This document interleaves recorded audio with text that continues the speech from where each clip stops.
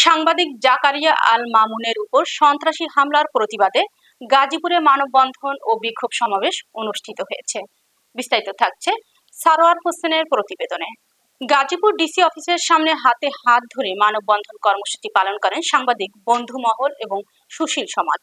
গাজীপুরের কালীগঞ্জের জামালপুরে দৈনিক ঢাকার ডাক পত্রিকার প্রতিনিধি এবং কালীগঞ্জ থানা প্রেস ক্লাবের সভাপতি সাংবাদিক জাকারিয়া আল মামুনের উপর সন্ত্রাসী হামলার প্রতিবাদে মানববন্ধন কর্মসূচি ও বিক্ষোভ সমাবেশ করেছে সাংবাদিক বন্ধু মহল এবং সুশীল সমাজ।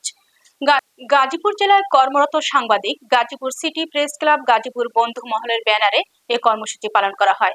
এ সময় দোষীদের গ্রেফতার ও বিচারের দাবিতে বিভিন্ন স্লোগান দেন সাংবাদিকরা। এ কর্মসূচিতে গাজীপুর জেলায় কর্মরত সাংবাদিকরা একাত্মতা প্রকাশ করেন। প্রতিবাদ সমাবেশে বক্তব্য রাখেন গাজীপুর সিটি প্রেস ক্লাবের সভাপতি মোহাম্মদ আবুল ওয়াহিদ রিঙ্কু, সাংবাদিক রেনু আক্তার, আজিজুর রহমান, সুজন সহ অন্যান্য সাংবাদিক বৃন্দ। এ সময় উপস্থিত ছিলেন সাংবাদিক হাফিজুর রহমান, সাংবাদিক আজিজুল, সাংবাদিক মান্নান, কবির সহ বিভিন্ন গণমাধ্যমের সাংবাদিক বৃন্দ এবং বন্ধু মহলের অনেকে। কালীগঞ্জ থানা প্রেস ক্লাবের সভাপতি জাকারিয়া আল মামুনের উপর সন্ত্রাসী মাদক কারবারি কর্তৃক বর্বরোচিত হামলার প্রতিবাদ এবং তীব্র নিন্দা জানানোর জন্য আজকে আমার সামনে আপনারা যারা সংবাদকর্মী বা সাংবাদিক আছেন, আপনাদের কাছে আমি অবগত করতে চাই, আজকে মানববন্ধন যে আপনারা রিপোর্টিং করছেন, আমরা সহ আপনারা সহ এই যে সন্ত্রাসীদের কাছে আমরা নিরাপত্তাহীনতায় ভুগতেছি। কারণ আজকের এই প্রতিবাদ হচ্ছে মাদকের বিরুদ্ধে প্রতিবাদ। আমার বন্ধুবর জাকারিয়া আল মামুন মাদকের বিরুদ্ধে রিপোর্ট করতে গিয়ে এই নৃশংস হামলার শিকার হয়েছে। আজকে সে মৃত্যুর সহিত পাঞ্জা লড়ছে গাজীপুর জেলা সদর হসপিটালে। আমি তীব্র নিন্দা এবং প্রতিবাদ জানাই। এই হামলার সাথে যারা সংশ্লিষ্ট এবং জড়িত তাদেরকে অনতি বিলম্বে গ্রেপ্তারের দাবি জানাচ্ছি। গাজীপুর জেলা প্রশাসনের কর্তৃক এবং আপনার প্রিন্ট এবং ইলেকট্রনিক।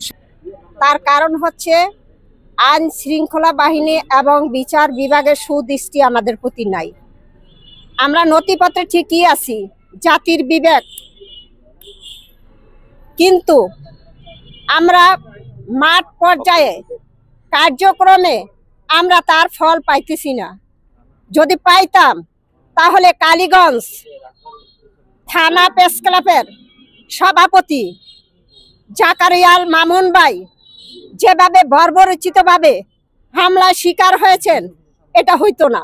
এটার প্রমাণ এবং তুহিন হত্যার প্রমাণ, সাগর রুনির হত্যার প্রমাণ, আরো যে সাংবাদিকরা আছে তাদের হত্যার প্রমাণ, বঞ্চিত বঞ্চিতের প্রমাণ একটাই, যে বিচার বিভাগ এবং প্রশাসন তাদের কাছে বন্দী। যদি বন্দী না হতো তাহলে আমাদের বিচার আমরা পাইতাম, আমাদের পেশাগত দায়িত্বে আমরা লাঞ্ছিত বঞ্চিত হইতাম না। আমাদের কলম কেড়ে নেয়, ক্যামেরা কেড়ে নেয়, আমাদেরকে সন্ত্রাসী বলা হয়, আমাদেরকে বিভিন্ন ভাবে লাঞ্ছিত করা হয়। কেন হয়? সে এসপি হোক, ডিসি হোক, যাই হোক না কেন, জাতির বিবেকের ঊর্ধ্বে কিছু নাই। পৃথিবীর ভিতরে একটি মাত্র পদ আছে, সেটি হচ্ছে জাতির বিবেক। তৃতীয় কোনো কারো সাথে জাতির বিবেকের সাথে তুলনা নেই। কারণ আমরা যে জাতির বিবেক হয়ে আমাদের মধ্য থেকে আমরা চেষ্টা করি সকলের সত্য তথ্য তুলে আনতে। কিসের মাধ্যমে? আমাদের কলমের মাধ্যমে। সেই কলম কেন লাঞ্ছিত, সেই কলম কেন ভাঙ্গার পথে? আজকে কারা দায়ী? এর জন্য আমি মনে করি কেউ দায়ী না, দায়ী হচ্ছে একমাত্র বিচার বিভাগ এবং প্রশাসন। তারা যদি সুদৃষ্টভাবে বিচার করতেন, একদিন ধরে এনে পাখির মতো অন্যদিন ছেড়ে না দিতেন, তাহলে আজকে আমাদের এগুলো হইতো না। কাজে মাদক সম্রাট কিছু সন্ত্রাসী বর্বরোচিত হামলা এবং তার উপর যে অ্যাটাক করেছে তার অবস্থা খুবই শরণাপন্ন। কিন্তু দুঃখের বিষয়, অদ্যাবধি 5 জন আসামির ভিতর 3-4 গ্রেপ্তার হয়নি।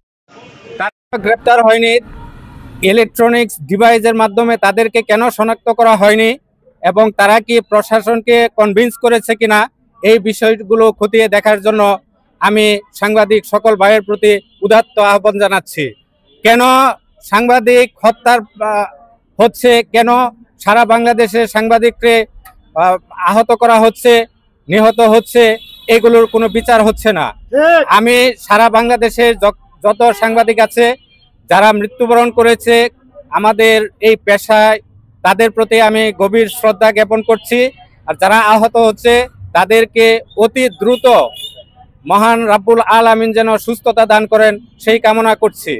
আমি এই পেশায় আমি সম্পৃক্ত আছি।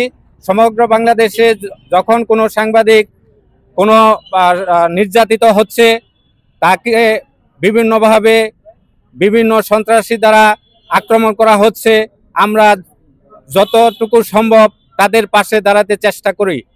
আমরা সাংবাদিক, আমাদের সমাজটাকে আমরা ধরে রাখার জন্য সকল সাংবাদিক বৃন্দকে আমি আহ্বান জানাবো এবং সাংবাদিকের পাশে দাঁড়াবেন।